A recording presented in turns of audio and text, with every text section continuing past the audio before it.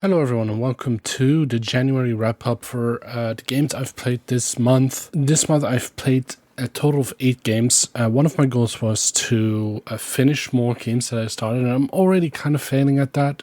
Of those 8 games, 2 are multiplayer, so you can't really finish them. 2 single-player games I finished, and then there's 3 that I already pretty much abandoned and I'm still playing one.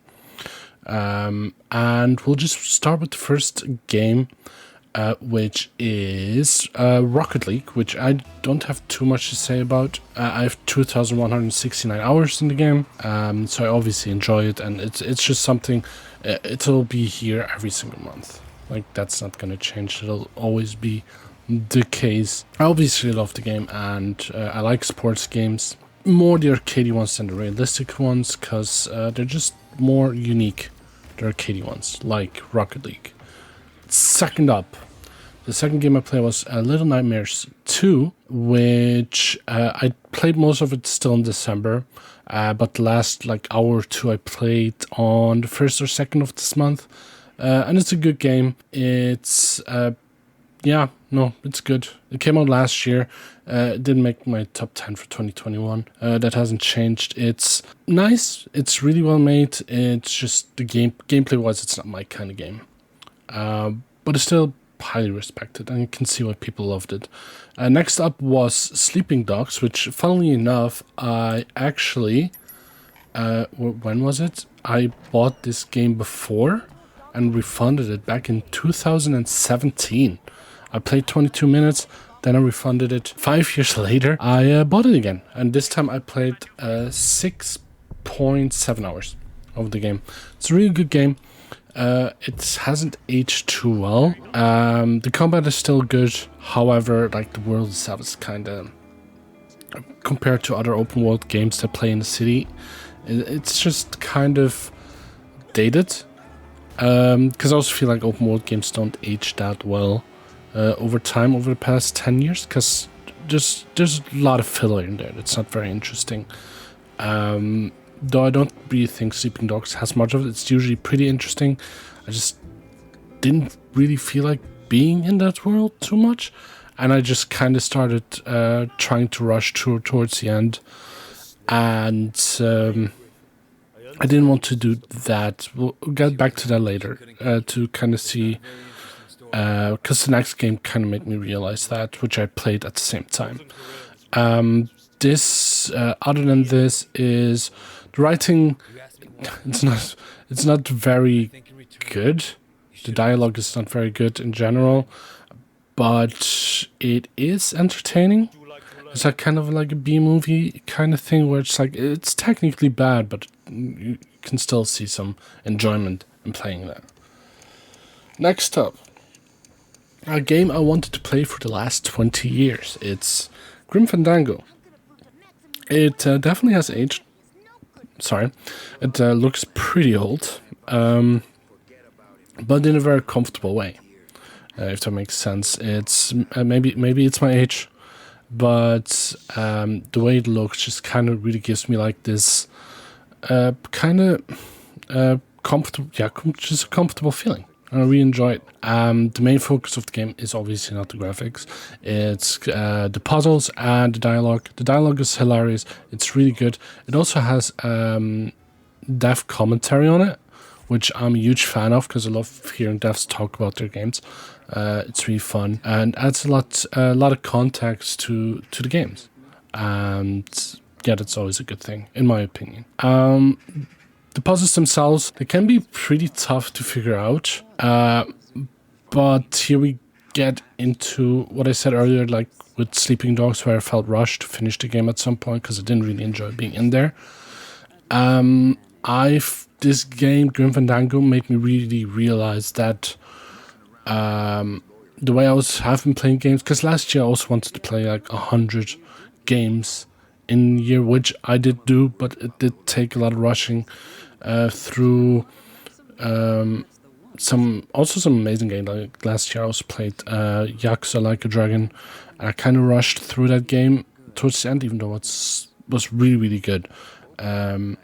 And kind of Grim Fandango kind of made me go back a bit and be like, don't really need to be fat. Like, I don't have to finish like 100 games a year, or have to finish like this game because I want to be like on par with like other people that played all these games already, and to catch up. Like that's not what it's about. It's just about fun. This kind of made me think about kind of go to that point, into that mindset where I kind of just want to enjoy the game, not really rush towards the end just to see the end.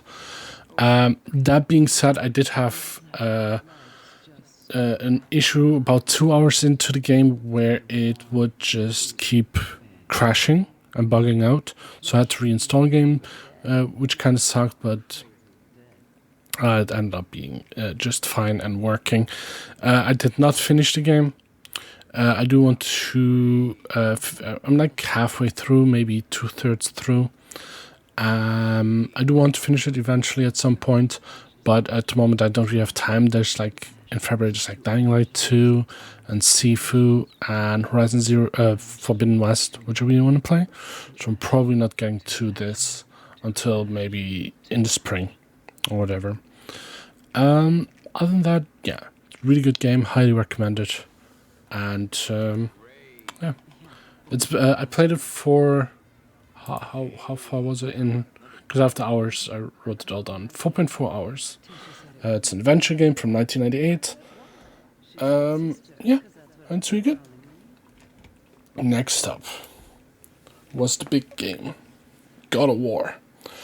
This game is, I mean, it's the first time I played a God of War since God of War 2, which was like 15 years ago now. And even at the time, I only played it at a friend's house because she had the games I didn't. She got all the cool games. I had like FIFA, so this is the first time I like bought God of War and just played through the entire game, and I finished every achievement I did. I really like this game. I'm really looking forward to Ragnarok now, and which is absolutely going to be great. This was also the first game I played this year that I said is eligible for my Game of the Year, which basically at this point just means it was released this year. And even though this is technically from 2018, I decided, like, especially if Ragnarok doesn't come out, I'll just, because it's so good. I did the same with Horizon Zero Dawn, which I played when it came out on PC because it didn't have a PS4. It was my Game of the Year in 2020, or at least up there, probably my number one. And I don't really think I should treat God of War any different. I don't know if it's gonna be my number one because there's a lot of good games coming this year, but it's definitely up there in my top 10. I hardly imagine it won't, but it is, like, there's a lot of good games coming out this year, to be fair. Next up is another game that's eligible for Game of the Year, or maybe I should just call it top 10. I don't know. We still have like 11 months to figure everything out here. It's Windjammers 2, which is another sports game arcade, which I love, and it's really fun. I played it for 8 hours, then my Game Pass subscription ran out, which I'm not going to renew right now because I will be playing Dying Light 2 and Sifu and Forbidden West and maybe Elden Ring. So I won't have that much time anyway. So I'd rather save those €10 for, I don't know, to buy a game, I guess, especially considering Forbidden West is €80, which is about $90, in case you're wondering. But yeah, Windjammers, great game. What did I write down here? The only real complaint I had with that game was it really needs like a tutorial or a training mode where you can just like try throws. That would make it so good. And it's kind of annoying, like seeing someone pull off like a certain trick that you really want to do, but you don't know how. And they have like this little menu which kind of tells you like different moves and everything, but it's also kind of not very good because you can't really try it. So you just have to go in there. Then you have to go in a match, which you can do against a bot, which Like, it's fine, but still, like, you only have a few seconds to throw, and then you have to wait for them to throw, and you win the matches. Like, you don't have infinite amount of points. So it kind of makes it difficult to kind of learn tricks or learn timings and everything. Other than that, it's really fun, and I'll probably be playing it more later this year when I get my... Maybe I'll just buy the game. Could just do that. Anyway, we'll see. No time currently. Next up is Nobody Saves the World. It's a good game. I did decide to stop playing it because the gameplay loop, I really enjoy. I do really enjoy it for now, but I know that once I get to the higher levels and everything, I wouldn't really enjoy that gameplay loop anymore. Like, so I kind of decided to stop. I did play it for how long? 6 hours. So I was pretty far into the game, like halfway, I think.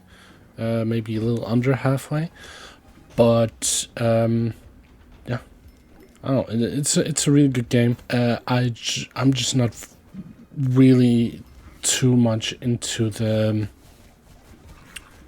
Oh no, I shouldn't say that. It's not true, because I really love the gameplay loop. It's just, it doesn't stay fun for me long enough to enjoy, like, for 12, 13, 14, 15 hours. I don't know that. And so I kind of decided to stop playing the game as soon as I kind of noticed that. Yeah.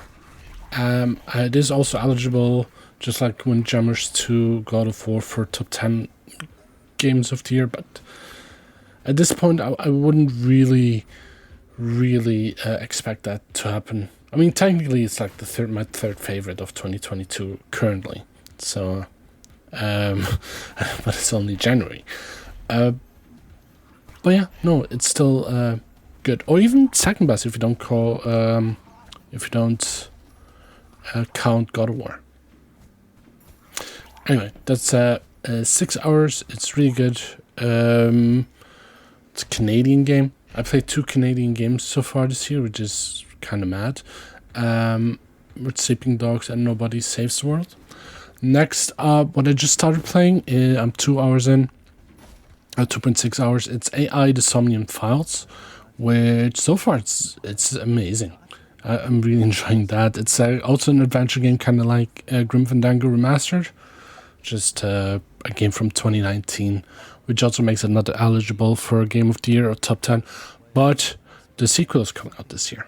So I'm glad I'm going to play that now before Dying Light 2 comes out on Friday.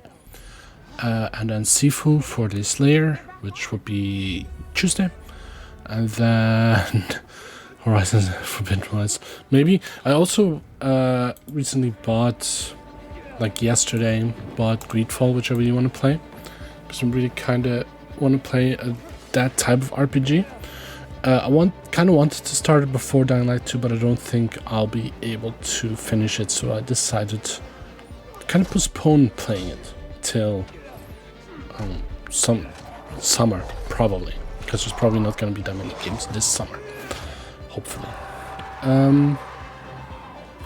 Other than that, I'm planning on playing Dying Light 2 next month, Sifu, and definitely Forbidden West, Horizon Forbidden West.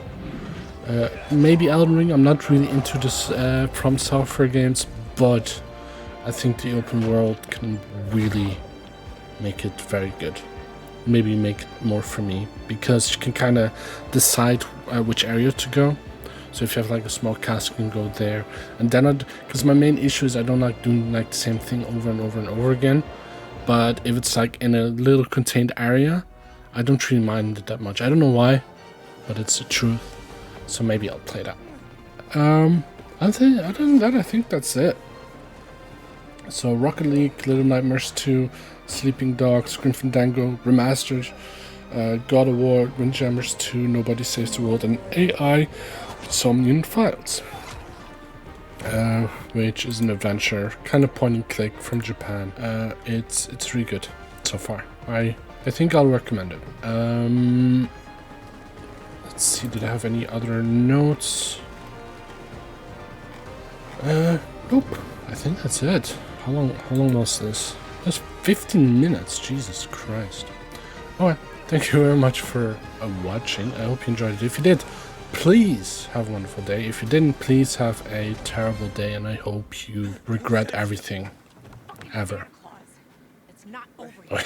Goodbye.